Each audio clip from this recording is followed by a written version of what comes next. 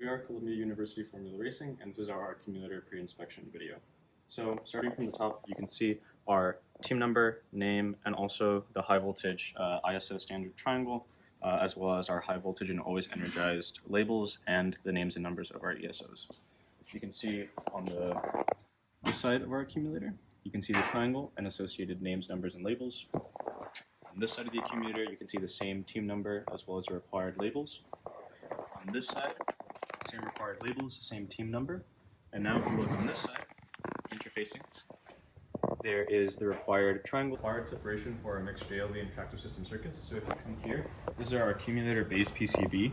Across low voltage and high voltage, indicated by these separations, there's 12.7 millimeters. Also indicated on the caliper is 12.65 millimeters on this separation right here. There's an additional air gap within this boundary, that's 10.94 millimeters, both of which are greater than required for rules.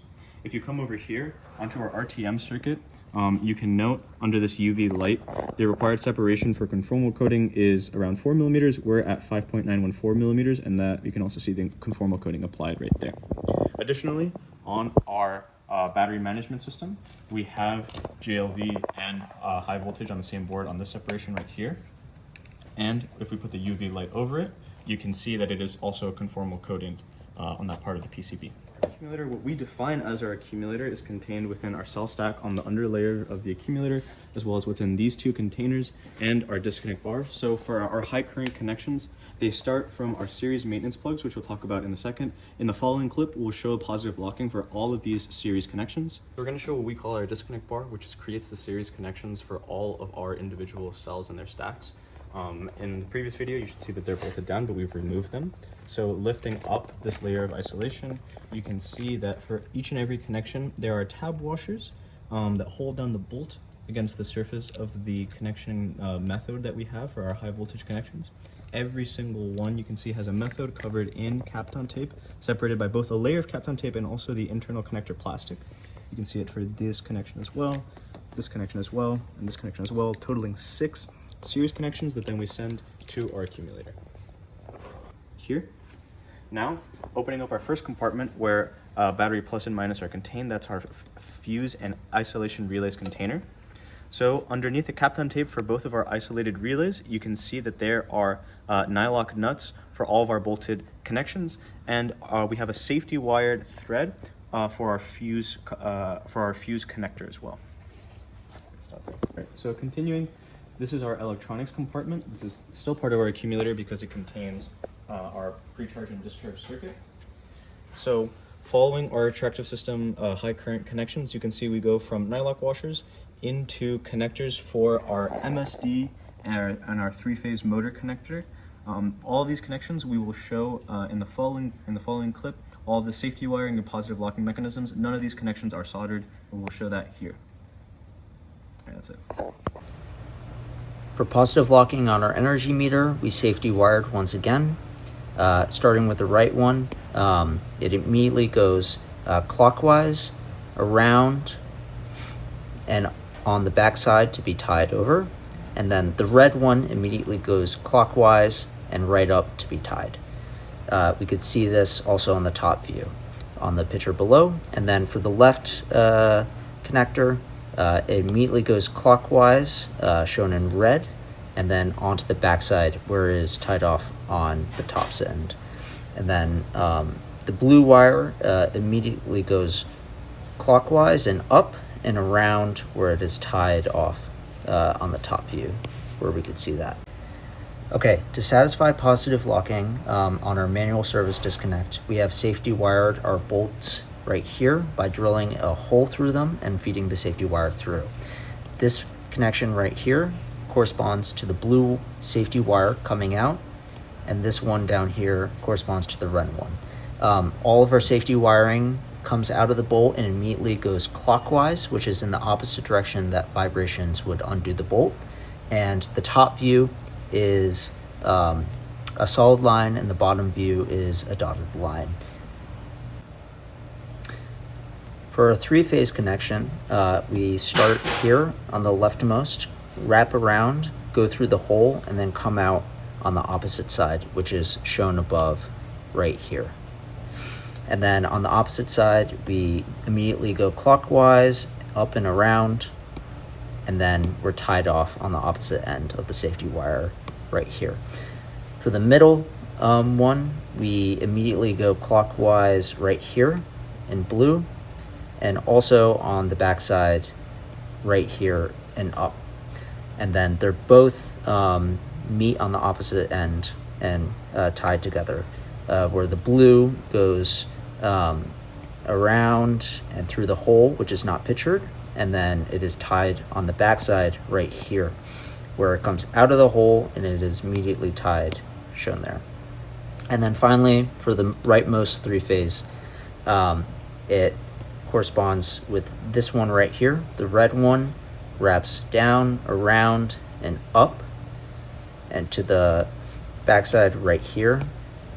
And then also on the blue end, it comes down and goes up through a hole, which would be from this picture to that picture, you could see it coming out of the hole and tying off with the red one that came up. So this is our isolation relay and fuse compartment. All of the covers for our positive pole and minus pole that are connected to our isolation relays, as well as our fuse that's at 110 amps, are covered with ABS printed covers. Additionally, the internal compartment itself is completely covered in Kapton tape to isolate this compartment from the rest of the accumulator, as well as having its own compartment with an additional lid. So taking off these covers, I can show that the only always energized connection is on this side of the contactor. The other side of the contactor that it's not engaged by default goes to our motor controller and to the rest of the accumulator, but it does not leave this compartment.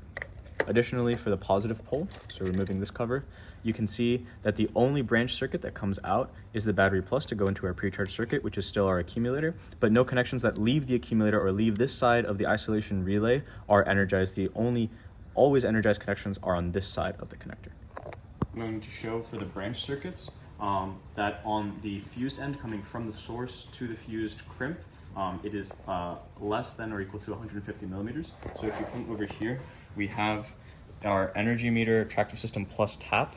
From the crimped connection to the other crimped connection of the ring terminal, it's 140 millimeters, so we meet that requirement.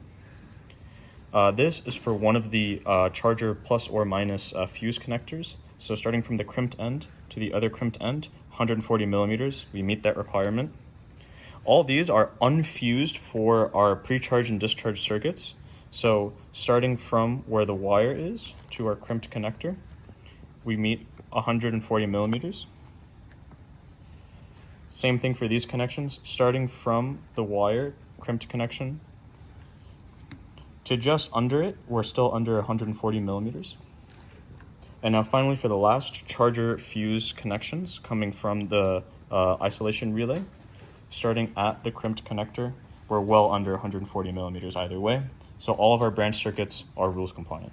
So all of our maintenance plugs are these Radlock connectors. I'll show, for example, this one large series connection that goes to our minus pole of our isolation relays. It's impossible to install these incorrectly for two reasons. One, as we're installing them, we have these ABS printed covers that prevent you from installing them. So you need to understand which one is the right connection that you're making. By removing the female cover, you can also see that there are divots that key these connectors for the corresponding connection. All of the correct connections are keyed together, and then the incorrect ones will not mate. So now taking off the male for this connection, you can see the ABS covers are simple to take off, and you can only have two connections available at a time as one person is installing it. And if we line up these mated connectors, you can see you have to twist to get to the right connection point, and then they lock like so. To remove the connection, we press this button, and it disengages like that. Right? And as we've shown before in our disconnect bar video, all of the connections on the bolted side of our disconnect bar, as we call it, are all positive locked. All right, so we're going to show our cell stack right now for our batteries. Each of them are identical. They have FR4 on side layers, and also this top layer right here is also FR4. There's a top layer of Kapton and also nylon SLS printed covers that separate our BMS from the rest of the cells.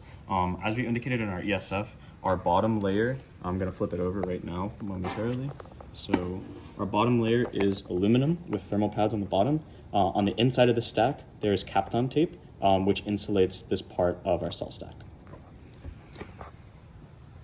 All right, so we have labels for all of our connectors. In particular, we have a label for our voltage indicator light circuit, the output of which is this LED, and it is labeled as high voltage present. We'll show the function of the circuit in the charging portion of the video.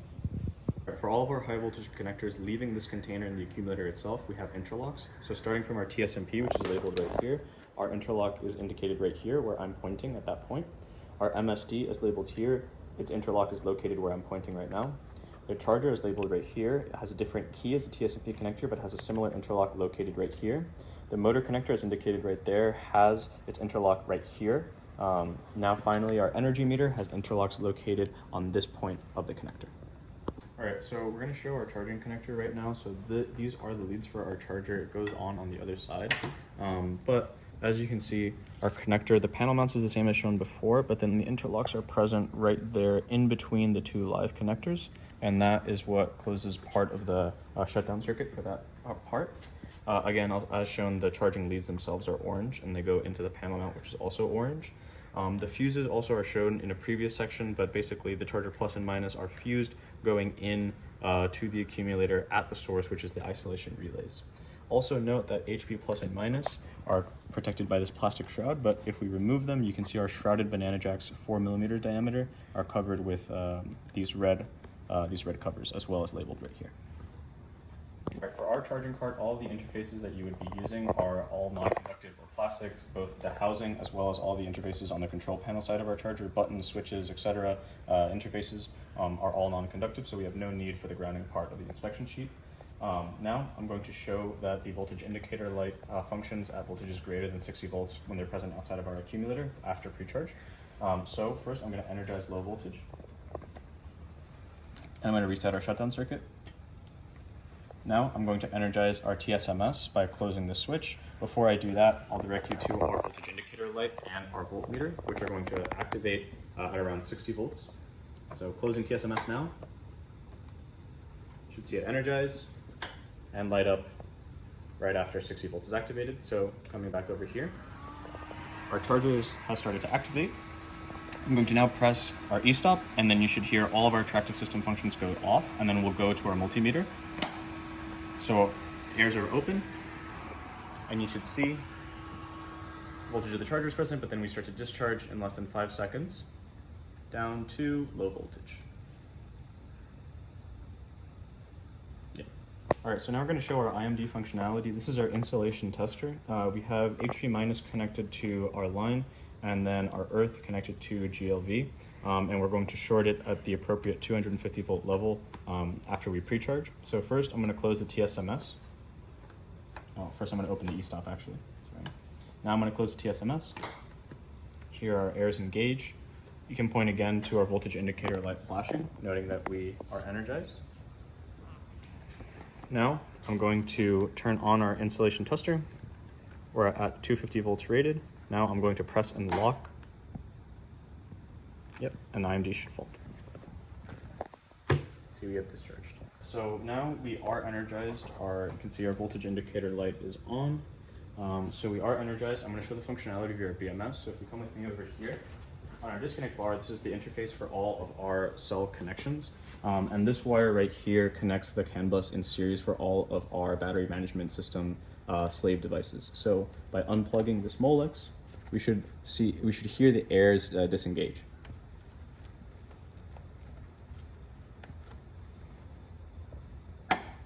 There you go.